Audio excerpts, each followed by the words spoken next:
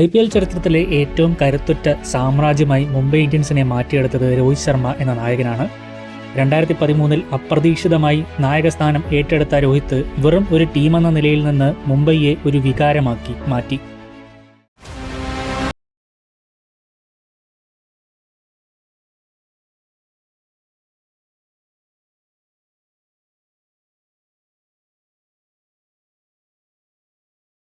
സച്ചിൻ ടെണ്ടുൽക്കർ എന്ന ഇതിഹാസത്തിന്റെ സാന്നിധ്യത്തിൽ നിന്നും ടീമിന്റെ ഉത്തരവാദിത്വം ഏറ്റെടുത്ത അദ്ദേഹം ആദ്യ സീസണിൽ തന്നെ ടീമിനെ കിരീടത്തിലേക്ക് നയിച്ചു.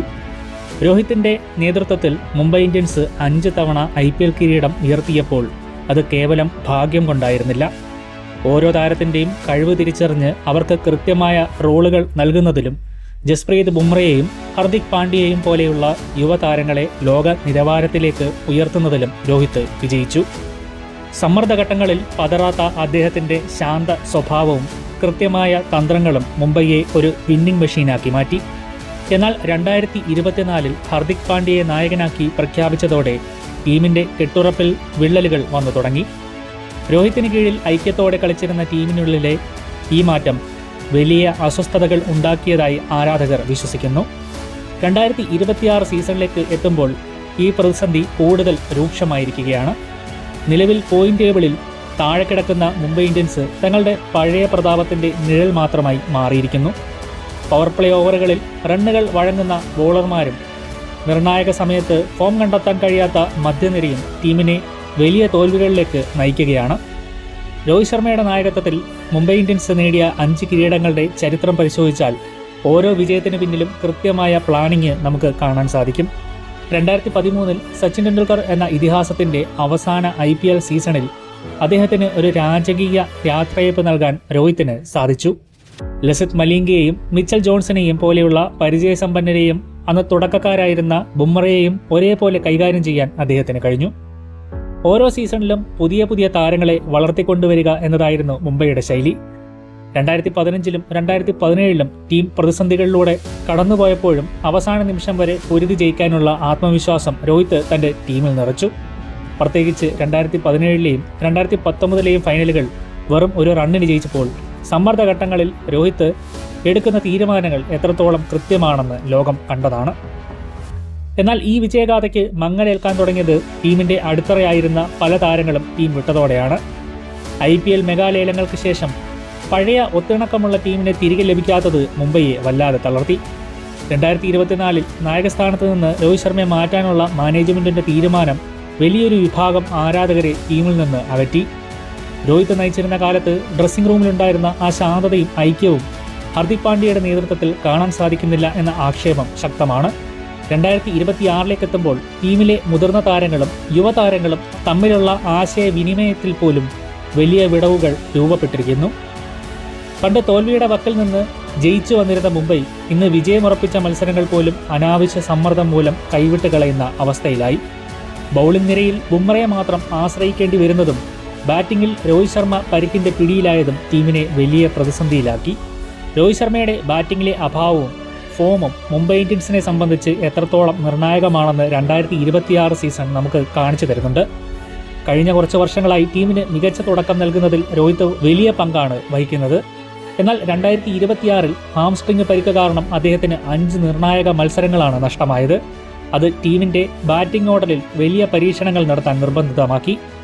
രോഹിത് ഇല്ലാത്ത പവർ പ്ലേ ഓവറുകളിൽ മുംബൈയുടെ റൺ റേറ്റ് ഗണ്യമായി കുറയുകയും അത് പിന്നീട് വരുന്ന ബാറ്റ്സ്മാൻമാർക്ക് വലിയ സമ്മർദ്ദം ഉണ്ടാക്കുകയും ചെയ്തു. കൂടാതെ സൂര്യകുമാറിനെ പോലെയുള്ള താരങ്ങൾ ഫോം കണ്ടെത്താൻ ബുദ്ധിമുട്ടുന്നത് മധ്യനിരയുടെ നട്ടലൊടിക്കുന്നതിന് തുല്യമായി. പഴയ മുംബൈ ടീമിൽ ഒരാൾ പരാജയപ്പെടുമ്പോൾ മറ്റൊരാൾ ഉത്തരവാദിത്തം ഏറ്റെടുക്കുമായിരുന്നു. എന്നാൽ ഇന്ന് ആ ഒത്തൊരുമ ടീമിൽ പ്രകടമല്ല. ടീം മാനേജ്മെന്റിന്റെ ഭാഗത്തു നിന്നുണ്ടാകുന്ന ചില തീരുമാനങ്ങളും ടീമിന്റെ പതനത്തിന് ആക്കം കൂട്ടിയിട്ടുണ്ട്. ലേലത്തിൽ മികച്ച വിദേശ ബൗളർമാരെ കണ്ടെത്തുന്നതിൽ പരാജയപ്പെട്ടത് മുംബൈയെ വല്ലാതെ വലയ്ക്കുന്നുണ്ട്. ഒരു കാലത്ത് മലിംഗയും ട്രെന്റ് ബോൾട്ടും എതിരാളികളെ വിറപ്പിച്ചിരുന്ന സ്ഥാനത്ത് നിന്ന് ഇന്ന് ബുംറയ്ക്ക് പിന്തുണ നൽകാൻ മറ്റൊരു ലോകോത്തര ബൗളർ ഇല്ല എന്ന അവസ്ഥയാണ്. എതിർ ടീമുകൾ ബുംറയുടെ ഓവറുകൾ കരുതലോടെ കളിച്ചു തീർക്കുകയും മറ്റുള്ള ബൗളർമാരെ കടന്നാക്രമിക്കുകയും ചെയ്യുന്ന തന്ത്രമാണ് ഇപ്പോൾ സ്വീകരിക്കുന്നത്. 2026 സീസണിലെ പല മത്സരങ്ങളിലും പവർ പ്ലേയിൽ അമിതമായി റണ്ണുകൾ വഴങ്ങുന്നത് മുംബൈക്ക് പതിവ് കാഴ്ചയായി മാറിക്കഴിഞ്ഞു. ഇത്തരം പാളിച്ചകൾ പരിഹരിക്കാതെ മുംബൈക്ക് തങ്ങളുടെ പഴയ പ്രതാപത്തിലേക്ക് തിരിച്ചു പോവുക എന്നത് അസാധ്യമായിരിക്കും. രോഹിത് വെറുമൊരു ബാറ്റ്സ്മാനോ നായകനോ മാത്രമല്ല, മുംബൈയുടെ DNA ഭാഗമാണ്. 2026 ഈ കഠിനമായ സീസണിന് ശേഷം ടീം മാനേജ്മെന്റ് തങ്ങളുടെ തെറ്റുകൾ തിരുത്താൻ തയ്യാറാകുമോ എന്നാണ് ഇനി കണ്ടറിയേണ്ടത്. മുംബൈ ഇന്ത്യൻസിന്റെ വിജയരഹസ്യമെന്നത് കേവലം മൈതാനത്തെ പ്രകടനം മാത്രമല്ല, മറിച്ച് അവരുടെ കരുത്തുറ്റ സ്കൗട്ടിംഗ് ശൃംഖല കൂടിയായിരുന്നു. രോഹിത് ശർമ്മ നായകനായിരുന്ന കാലത്ത് അത്രയൊന്നും അറിയപ്പെടാതിരുന്ന ഹർദിക് പാണ്ഡ്യയെയും കൃണാൽ പാണ്ഡ്യയെയും പോലെയുള്ള താരങ്ങളെ കണ്ടെത്തി അവർക്ക് ആത്മവിശ്വാസം നൽകി വളർത്തിയെടുക്കുന്നതിൽ അദ്ദേഹം വലിയ പങ്ക് വഹിച്ചു. ഓരോ കളിക്കാരനും പരാജയപ്പെടുമ്പോഴും അവർക്ക് കൃത്യമായ പിന്തുണ നൽകുകയും അടുത്ത മത്സരത്തിൽ തിരിച്ചു വരാനുള്ള സാഹചര്യം ഒരുക്കുകയും ചെയ്തിരുന്നു. എന്നാൽ 2026 സാഹചര്യത്തിലേക്ക് വരുമ്പോൾ ഇത്തരം യുവതാരങ്ങളെ വളർത്തിയെടുക്കുന്നതിലോ അവർക്ക് കൃത്യമായ റോളുകൾ നൽകുന്നതിലോ മാനേജ്മെന്റ് പരാജയപ്പെടുന്നതായി കാണാം. ടീം സെലക്ഷനിൽ സ്ഥിരതയില്ലാത്തതും കളിക്കാർക്കിടയിലെ അവിശ്വാസവും മുംബൈയുടെ പ്രകടനത്തെ സാരമായി ബാധിച്ചിട്ടുണ്ട്. കൂടാതെ രോഹിത് ശർമ്മയും ആരാധകരും തമ്മിലുള്ള വൈകാരിക ബന്ധം മുംബൈ ഇന്ത്യൻസിന് വലിയൊരു കരുത്തായിരുന്നു. രോഹിത്തിനെ നായകസ്ഥാനത്ത് നിന്ന് മാറ്റിയപ്പോൾ സോഷ്യൽ മീഡിയയിലുണ്ടായ വൻ പ്രതിഷേധവും സബ്സ്ക്രൈബർമാരുടെ ഒഴിഞ്ഞുപോക്കും ഇതിന് ഉദാഹരണമാണ്. ഒരു ഫ്രാഞ്ചൈസ് എന്ന നിലയിൽ മുംബൈ നേരിടുന്ന ഈ വീഴ്ച കേവലം ക്രിക്കറ്റിൻ്റേത് മാത്രമല്ല. രോഹിത് ശർമ്മ എന്ന നായകൻ പകർന്നു നൽകിയ ആ ആവേശം വീണ്ടെടുക്കാതെ മുംബൈക്ക് ഇനിയൊരു തിരിച്ചുവരവ് എളുപ്പമാകില്ല. രോഹിത്തിന്റെ നേതൃത്വ പാടവം പൂർണ്ണമായും ഉപയോഗപ്പെടുത്താനും ടീമിനുള്ളിലെ ഭിന്നതകൾ പരിഹരിക്കാനും സാധിച്ചാൽ മാത്രമേ ആ പഴയ മുംബൈ കരുത്ത് നമുക്ക് വീണ്ടും കാണുവാൻ സാധിക്കൂ. രോഹിത് ശർമ്മ എന്ന ഇതിഹാസ താരത്തിന്റെ കരിയറിലെ ഈ പ്രതിസന്ധി ഘട്ടം ഒരു വലിയ തിരിച്ചുവരവിനുള്ള വേദിയാകുമെന്ന് നമുക്ക് പ്രത്യാശിക്കാം. കാരണം ചാമ്പ്യന്മാർ വീഴുമ്പോൾ അവർ കൂടുതൽ കരുത്തോടെ എഴുന്നേൽക്കുമെന്നത് ക്രിക്കറ്റ് ചരിത്രം പലവട്ടം തെളിയിച്ചതാണ്. മുൻകാലങ്ങളിൽ രോഹിത് ശർമ്മയുടെ നേതൃത്വത്തിൽ മുംബൈ ഇന്ത്യൻസ് ഒരു ഡാറ്റ ഡ്രൈവൺ ടീമായിരുന്നു. ഓരോ ബാറ്റ്സ്മാനും ബൗളർക്കും എതിരെയുള്ള കൃത്യമായ പ്ലാനുകൾ അവരുടെ പക്കലുണ്ടായിരുന്നു. എന്നാൽ 2026 സീസണിൽ ആസൂത്രണത്തെക്കാൾ കൂടുതൽ പരീക്ഷണങ്ങൾക്കാണ് ടീം മുൻഗണന നൽകുന്നത്.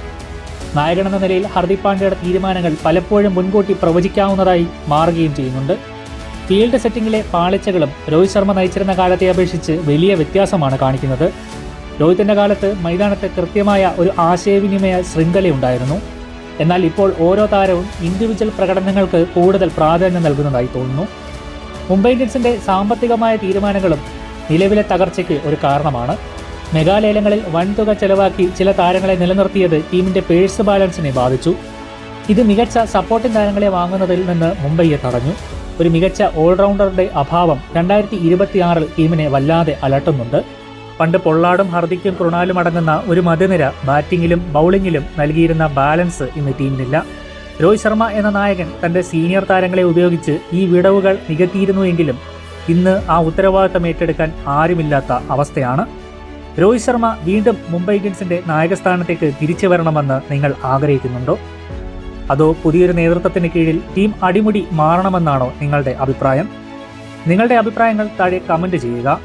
ഈ വീഡിയോ ഇഷ്ടമായെങ്കിൽ ലൈക്ക് ചെയ്യാനും ചാനൽ സബ്സ്ക്രൈബ് ചെയ്യാനും മറക്കരുത്.